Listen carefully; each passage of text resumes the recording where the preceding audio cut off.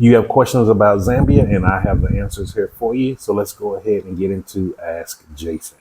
So if you're new to the channel, Ask Jason is where I'm answering questions that are coming up through the comments on different videos. And one of the things, reason why I do this is it's a lot easier than just type an answer in the comments, because sometimes people ask the same questions over and over. And so I wanted to just go ahead and get into these questions today. We're going to be dealing with business opportunities and also areas that are safe to live in here in Zambia, Lusaka to be exact. So one of the questions I got was, what are the best areas to reside close to Lusaka with reasonable rents and safety for expats? So one of the things here about Zambia that is completely different than any other country that I've been to, and that's including Panama, Colombia, is there's not really dangerous areas that you're going to even ever see as an expat. So you coming into the country, you're not going to those areas. And what I mean by that is no one's taking you there. You're not going to drive through there on accident. And even if you tell someone you're going there, they're going to tell you don't go. Like if you order a Yango and try to get a Yango driver to take you there, as soon as they hear your accent, they are not going to take you there. They'll tell you that they refuse to go. And that is a good thing. Does that mean those areas are that bad? I don't know. I've never been to them. I don't have a reason to go there. And this is something I really want to be transparent about, is you're not coming to a new country to look at the worst of their worst. So why are you going there? Like if you're in the United States, I'm pretty sure you're not going to the worst of the worst neighborhoods there. And if you're born in those neighborhoods, you're fighting to get out of there to never go back. So it doesn't make it doesn't make any sense to go there as an expat to a new country. I know you watching YouTube, you see all these people in the slums here, in the slums here. It's stupid. Those are people that's in those countries for maybe a few days. They're going in to just film poverty, using those people to get views so they can make money, and then they're getting out. They're not living there. And so as an expat, you're coming to live in a place. So these are the areas that I highly recommend. Salama Park, Rhodes Park. I was about to say Rudy Port. I don't know why I'm thinking South Africa, but Rhodes Park, Salama Park, Ibex Hill, Ibex Meanwood, Olympia. What is it? Starts with an F, I think. I can't remember the name of it right now. But Northmead. Those are all generally central locations. You're going to have a mall next to you, at least 1 or 2 miles in your vicinity. Charleston is another good area. And what was that? Yeah, Fern. I can't remember the name of it. Foxdale. Foxdale is a really good area. Now, those areas, your prices are going to be different depending on where you are. Some places can go as little as about 5,000 or 6,000 kwacha a month, which is about $220 US, and they can go all the way up to $1,000 US a month. Especially if you're going to places like Nukasama, which is close to where the president lives. If you're going to Leopard's Hill, that's where you have more of the, I don't know if they're called Rhodesians but that's where you see more whites and Chinese there living in that area. And so it is more expensive in those areas. But you're not going to find a place that's bad. To this day, I have not seen any of the hoods or ghettos. I may have been close to them, like one of them that's, I think, near town. And if you're Zambian, let me know in the comments. Like I went to where they have the goat auctions in town near Comesa. But I've never been to the hood. Like every time someone tells me about it, like, yeah, just make sure you don't go to this place. And I was like, are we near? They was like, yeah, we're not far. And I was like, can we go through it? They're like, no, I don't go through that. There's no point. Because they even know, the local Zambians will even tell you that the people who live there know that they don't live there. So it's the same rules as any hood, ghetto place, whatever you want to call it. So don't worry about the bad neighborhoods here. Because you're just not going to see them. And if you do see them, you had to go there for a reason, and probably wasn't for good reasons. I'm just going to be honest with you. From everything I hear from those areas, There's nothing good or no reason for an expat to be anywhere near those places. Also, the next thing is as far as how to find affordable places to live here. Now, when you're first getting here, you need to get an Airbnb. I'm just going to be honest with you. Just really talk to the host. Make sure they have everything that you need. Ask them, hey, do you have Wi-Fi? If you need DSTV, which is cable TV, if you want to make sure there's hot water, like ask them and be like, hey, do you have these things? And ask them inside the Airbnb app. Because you want to do the Airbnb for probably 3 to 6 months to give you time to find a place. Like right now, where it's rainy season, normally it is hard to find a place here because most people are not moving because it's, some areas are very muddy. The areas that are paved and everything, people don't want to leave those places when it's rainy season, rightfully so. So you're going to want to do an Airbnb for about 3 to 6 months, and just look in those same areas I tell you. Olympia, Northmead, Foxdale, Rhodes Park, Salama Park, Ibex Hill, Ibex Meanwood. You can look in Leopards Hill. You can even look in New Kasama also. You'll be able to get Yango's, which is their version of Uber, throughout all of those areas. Now, where I'm at, Ibex Meanwood, Yango is more expensive out here. I'm just going to tell you straight up. So I may pay about $5 to $6 for a ride, where if you're living in like Olympia and all of those areas, you might be paying about $2 per ride. So just keep that in mind on whatever your budget is for you. Other thing with actually finding a place to rent, you need a local to help you. I'm just going to be straight up honest with you. The moment anybody hears your accent, they are going to try to tack more money on the price because they're just thinking dollars. Oh, they're coming with dollars. It's a stupid thing. I get it. It's very dumb. But however, because of all of the manipulation marketing that the United States does, people think everybody in the U.S. is rich. It doesn't make any sense. We know the truth, but that's what people are thinking. And I'm going to just be straight up honest with you. As soon as they hear your accent, they're going to be thinking dollars, and it's going to be a different price. So have someone on the ground that's been here that can help you. You need to get with a real estate agent. They're not even really agents. There's people who deal with the real estate here. There's no really formal thing here. Anything that looks formal and it's online with websites and stuff, they're targeting you as an American. So even though it may seem like a good price, they've already upped the price maybe 3-4 times what it's actually worth. Just be mindful of that. And that's just some of the things that if you're new into becoming an expat, that's just part of the game. It's just part of the game. You can get angry and upset about it, but no matter where you go in the world, it's the same crap. If they're selling to you online, the price is a lot higher than what you're going to find if you just found it through a local. Also, with getting a lease and stuff like that, they do ask for 3 months ahead of time, so that is normal. Do not do anything asking for more than 3 months. Do not send anybody any money. If you're not on the ground, seeing the place, ready to sign a contract, you do not give a person a dime. They are ripping you off. Trust me. The third thing with that, if you don't want to hand someone over cash and they're not willing to write a receipt, show their NRC, things like that, you can send it to them through mobile money, Airtel or MTN. You need to send it directly to their number because how it works with your mobile money here, it is registered under your NRC or your passport. It is a legal form of tender here to pay things. And what I mean by that is, if someone rips you off and you paid them through mobile money, you can take legal action against them. That is considered legal documents here. And it's a legal form of payment. So do not send it to where they're asking you to withdraw it. Don't send it to an agent number. You tell them, I will only send it to your personal number. And it needs to be your name. Because that way, if they're lying and using, let's say, a family member's number or something, that family member's responsible.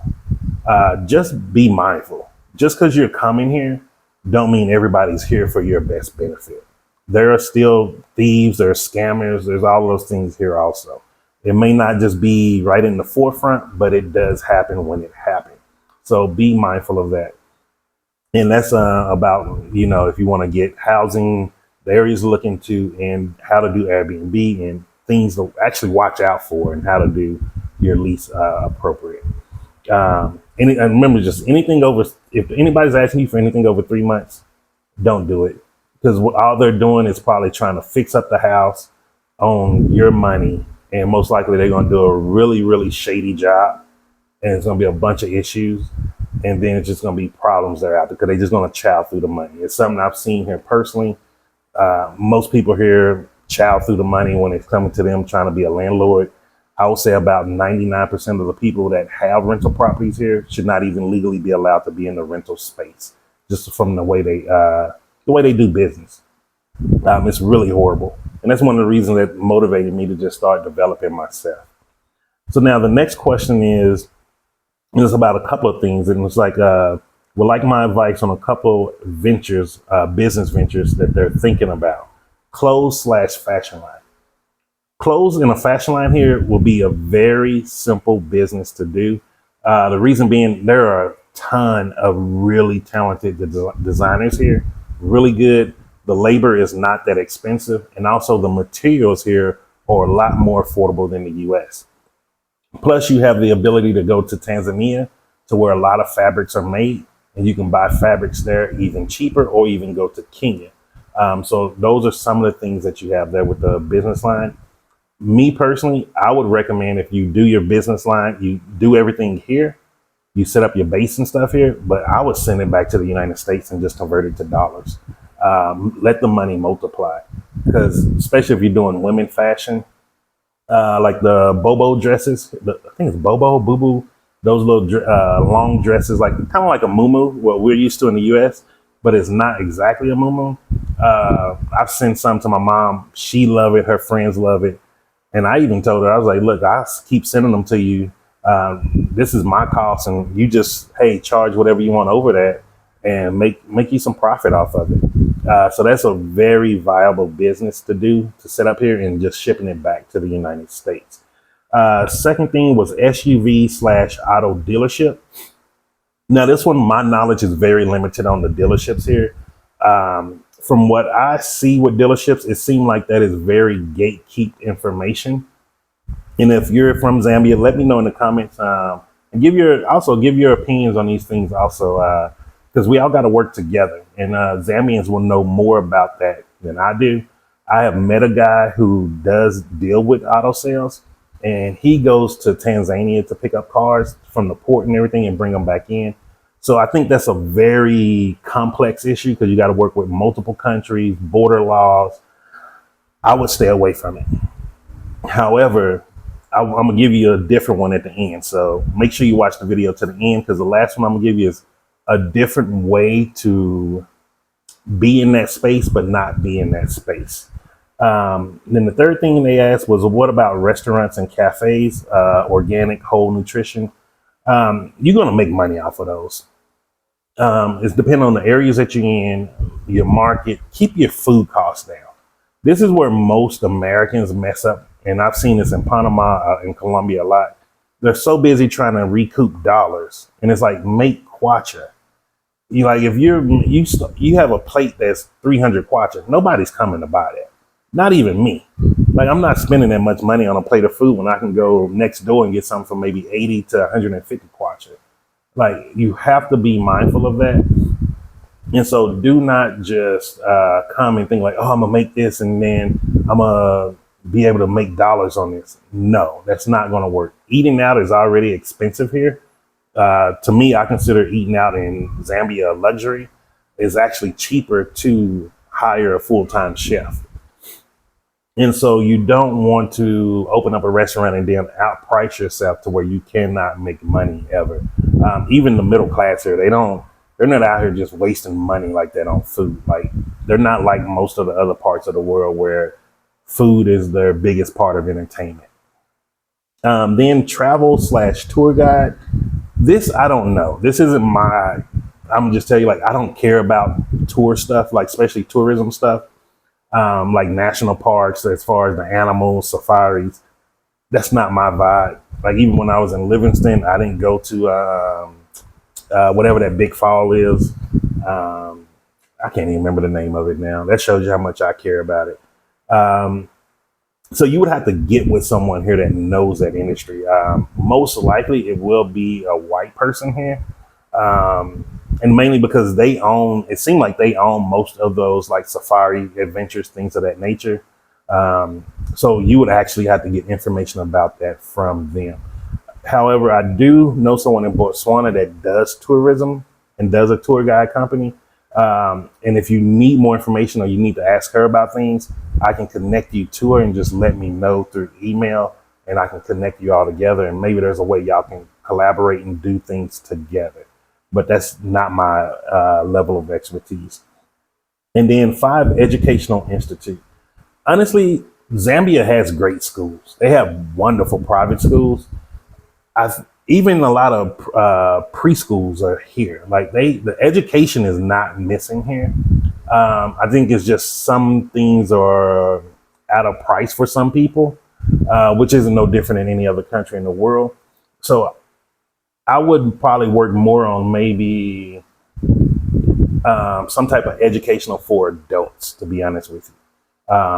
Especially if it's adults that maybe need to do like a night schooling, things of that nature, tutoring, things of those. I think that would really be good here, just from some of the things that I'm hearing and seeing. So I don't know. I would say do more towards the tutoring side, especially if you can offer like like what's the name of it? Man, I've been out of the school system so long. Like for, let's see, like if your specialty is computer tech, like you're a graphic designer, maybe offer tutoring classes or some type of classes for people to learn graphic designing, and to where instead of them paying you, the work they're doing is for free because you're teaching them for free also. So like, let's say if you're going to different companies here and saying, hey, we can do your graphics, we can do your logos, things of that nature, and you're teaching young kids that are in graphic design to get them some experience. And then because they're working for free, that's helping your business also with doing it, graphics and logos and things of that nature. I think that will be more profitable in the future here than probably starting up your own educational school here or institute, just because there's a lot here. Like there's no lack of education in Zambia. Now let me go back to the cars. So this was actually brought to my attention. I'm always asking questions to try to see like, what are some ways to make money here? So instead of getting into a car dealership, I would actually start buying cars here. You can get cars here for about 120,000 kwacha, which is anywhere from 3,500 to 4,000 US dollars. And we're talking about brand new. I think you can get secondhand cars, a decent secondhand, for about 60 to 80,000 kwacha, which is about 2,300 to maybe 3,200 US dollars. And what I would do, I would actually rent those out for Yango. So this way you can start bringing in a weekly profit. Let's say if you set a goal of 2,000 kwacha a week, that person will drive anything over the 2,000. They make over that, but they pay you 2,000 kwacha a week. Now, this is something that a lot of foreigners are actually doing here. I was talking to a few Yango drivers, and they're doing it through some Germans. And I added up all the math, and after like 2 years of doing it, the Germans actually let them keep the car. So it's almost as if they're using the car to lease it, but it's like a lease to own almost. And they're paying the 2,000 kwacha a week. I'm sorry.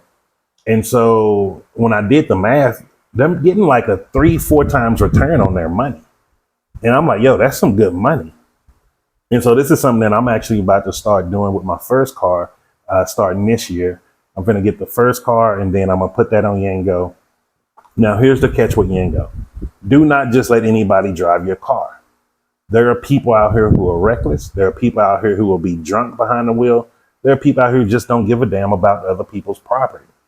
I use Yango all the time, so I see it firsthand. Like some of these people just shit on people's cars, literally. Like it's you almost don't even want to sit in it because it's so bad, or they're wrecking your cars and things of that nature. So you want to make sure, one, your car is fully insured. Insurance does not cost anywhere near what it costs in the United States. And two, you want to have reliable people. You want to have people that are trying to do this to better their family. So like for me, I always get to, if I have a good chemistry with some of the people, I get their numbers. And then I always let them know like, hey, is there ever a time where I'm doing this or this? I want to give you a call and say, hey, we can work out a deal. And the reason being is it needs to be quid pro quo. Quid pro quo is not a bad thing. It's not what corporate America look like. Oh, I need to, if you want to keep your job, you need to let me touch you. No, there's a word for that, which we're not going to say. That is not quid pro quo. Quid pro quo is you help me, I'm helping you. And so what that means is it need to be 50% even collaboration. Now, that don't mean you split the money 50-50. You're putting up majority of the money. So you need to be making a lot of money back soon because you need to get your return on profit as fast as possible. Preferably under a year with the car being on Yango.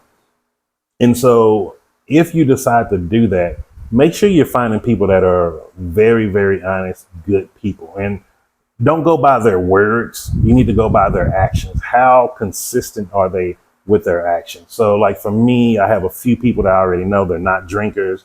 They're doing this for their family. They are wanting to make extra money so they can start building their family home. They want to start trying to create some type of generational wealth. When you have those type of motivators, those are the people that you can use for businesses like this, because it's taking a lot of trust. You're putting a lot of trust in this. Let's be real. And not only are you putting a lot of trust in it, make sure you put a GPS tracker on that car. They sell GPS trackers here that you can have on the car, and you need to make sure those things are in place. And so I just wanted to share those with you. This video went over 20 minutes. I thought I'd get all this in 10, but this is Ask Jason. If you have any more questions or comments, leave them down below. I'm gonna be doing this maybe once or twice a year, going through once or twice a week. I'm sorry, going through all the comments just to answer the questions. And instead of answering them on individually in the chats, I'm just gonna start doing them as a video. So that way, in case someone else has the same questions, everyone can get the answers all in one place without having to be scrolling through every video looking to see what someone asked. So like I said, if you got any more questions or comments, leave them down below. And just remember, I'm Jason, and success is simple once you know how.